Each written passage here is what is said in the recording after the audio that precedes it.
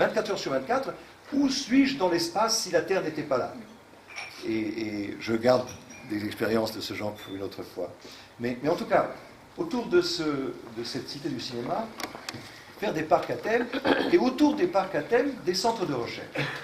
Centres de recherche qui, eux, peuvent être poussés à la pointe. Pourquoi? Parce que le cinéma fait rêver. Et donc, au lieu de rêver, qu'est-ce qui m'empêche de suggérer que demain, l'Algérie envoie son propre satellite? Qu'est-ce qui m'empêche de suggérer qu'un groupe de jeunes ne forme une école d'astronomie ici à Paris ou en collaboration avec l'Institut d'astrophysique ou avec Moscou, d'avoir des échanges, de surveiller. Il y a une très belle scène dans un film, c'est une conférence comme ça, les gens sont collectés chez eux avec hélicoptère, illico presto, et ils se retrouvent, et le bonhomme ne s'introduit même pas, ne dit rien, et il dit « l'objet un tel s'approche de la Terre avec une telle vitesse, et il va nous heurter dans 45 minutes ». C'est l'ouverture. Aujourd'hui, c'est une réalité. Depuis que l'on sait qu'il y a des astéroïdes, on en a observé un en décembre, qui faisait 1 kilomètre, il est passé à 12 fois la distance de la Lune, c'est beaucoup, mais c'est très peu en unité astronomique, c'est rien du tout. Pourquoi ne pas imaginer qu'ici, aujourd'hui, grâce à quelque chose de ce genre qui est un vecteur pour titiller les neurones, pour donner des envies, et parce qu'on peut toucher. Je vais pas. Un observatoire, c'est un gros bâtiment fermé où je dois passer 10 ans d'études pour avoir le droit d'y entrer. Ou alors je vais aller dans un petit planétarium, regarder un truc poussiéreux, mais moi je veux quelque chose de plus dynamique. Et ce sont des choses qui existent dans le monde déjà. Donc il n'y a pas à inventer, il n'y a qu'à appliquer. Et de mettre à disposition de la population locale, et puis après de drainer le reste du pays. N'oubliez pas, vous êtes 40 millions. 40 millions, c'est une population énorme. Vous avez la deuxième plus forte natalité d'Afrique. Donc la jeunesse grandissante. Et cette jeunesse, elle a envie de faire. Et au-delà de la fabrication du blue jean pas cher pour le client occidental quelconque, le développement de la culture, le développement de la science, au travers d'un vecteur d'un noyau de condensation qui est le cinéma, le théâtre bien entendu.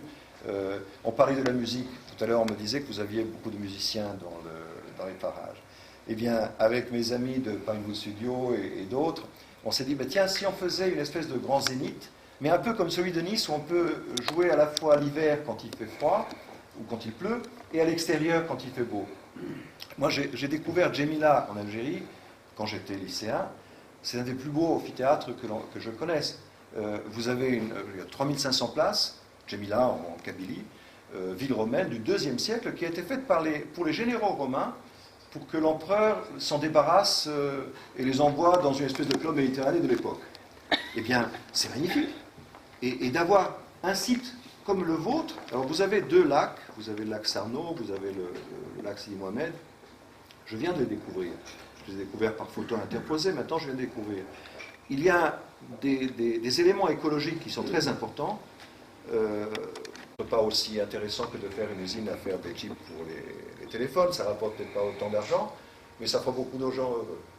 Et permettez-moi juste de vous faire défiler rapidement. Voilà, là c'est la sidérurgie. Alors, qu'est-ce que vous avez comme avantage ici? L'aérodrome, j'adore l'aviation, j'adore tout ça. Donc on sait même faire voler des dirigeables en Algérie parce que c'est l'engouement. J'ai travaillé longtemps sur les dirigeables, donc un peu de science-fiction, pourquoi pas rêver. Vous avez l'autoroute qui vient d'être construite, vous avez le chemin de fer qui sera livré quand? Dans 1 an, 2 ans. À terme, ça va relier tout le Maghreb. Ça fait presque 100 millions d'habitants. Et donc, un TGV qui va de Tripoli à Casablanca, c'est demain. Demain, vous avez un échange. Alors, on a pensé à des zones comme ça, mais ça demande à être affiné. La zone de Tessala, bien entendu, parce que c'est la montagne, la santé, le sport. La zone, le château Perrin, je suis tombé amoureux, je viens de le découvrir. C'est magnifique. Ça fait rêver. Alors, surtout quand on s'approche en voiture avec les arbres, alors c'est instantané. C'est tout de suite du cinéma. Rien que ce petit travelling comme ça de 3 minutes pour aller jusqu'au château, on est convaincu. Et alors, tout le pourtour autour du lac de Sidi Mohamed, de Sarno, tout ça, c'est un plein pays vallonneux qui est très beau et où on peut intégrer des activités de ce genre. On est à courte distance de la ville. L'idée était aussi d'améliorer les transports locaux. Ça veut dire que quelqu'un qui entre dans la cité du cinéma, il est entré dans un univers complet. Et donc, il a la circulation, on peut imaginer des trains à lévitation magnétique, des choses qui s'intègrent au paysage et qui font un peu science-fiction. Du tramway au TGV, en passant par des moyens de transport. Et tout à l'heure, je pensais, en passant par la ville, je vois que l'Algérie achète de plus en plus de voitures. Donc, dans très peu de temps, vous aurez des embouteillages monstres. Alors, imaginez que demain, un gosse qui a vu ce truc-là invente un système, une belle voiture électrique téléguidée. Le projet est dans l'air depuis longtemps, pour toutes les grandes villes. Mais peut-être qu'un jour, Sidi Bel Abbès sera automatisé. Il y aura des voitures, des voiturettes à disposition de tout le monde. Donc vous avez à la fois une cité pour les piétons, parce que physiquement, c'est pas très grand. On peut la faire à pied. Mais autant la faire à pied sans voiture. Et quand on est fatigué, on entre dans une petite voiturette. Et donc, cette espèce d'engouement pour le rêve permet justement de chatouiller l'esprit et de trouver des solutions. Et que ces solutions viennent de Sidi Bel Abbès. Encore une fois, mille merci d'être venus aussi nombreux ce soir, précisément pour ça, parce que c'est à vous que je soumets la réflexion. Moi, j'ai envie de donner un coup de fouet pour dire faites. J'ai envie de le faire demain. Mais j'ai envie aussi de donner, je ne sais pas, 1000 appareils photo ou caméras à des jeunes de Sidi Bel Abbès pour vivre avec un projet de ce genre. Et là-dedans, on trouvera des talents nouveaux. Faire des concours. Dans la chanson, c'est pas seulement les voice et les trucs de ce genre. À chaque fois que je viens ici, c'est toujours un concert. C'est toujours une musique, c'est toujours la fête. J'ai connu l'Algérie pareil quand j'étais gosse. Chez moi, en Serbie, c'est pareil. Hein, c'est la fête, la fête, la fête. C'est Byzance. Eh bien, pourquoi ne pas continuer? Vous avez le climat, vous avez l'ambiance, vous avez plein de jeunes. On leur met à disposition un truc de rêve, un peu de science-fiction, un peu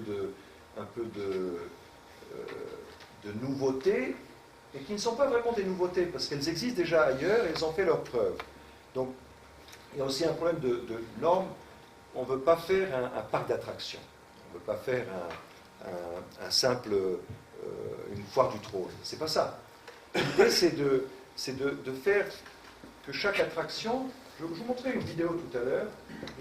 Là, je saute du coq à l'âne, mais c'est vous qui me donnez l'envie de vous harceler de mes idées. Là, vous avez l'autoroute.